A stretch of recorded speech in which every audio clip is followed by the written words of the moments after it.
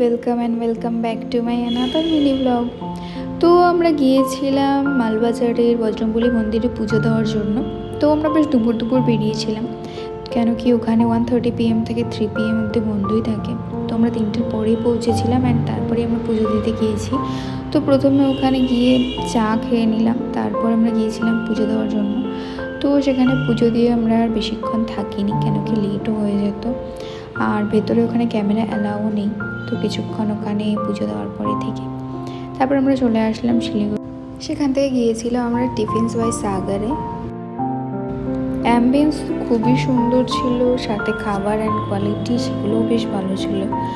তো I tried their tiffin special pizza, chowmein with veg Manchurian আর manchow soup.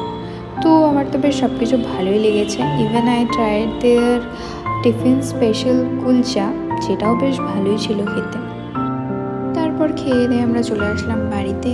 আর ভিডিওটা এই পর্যন্তই।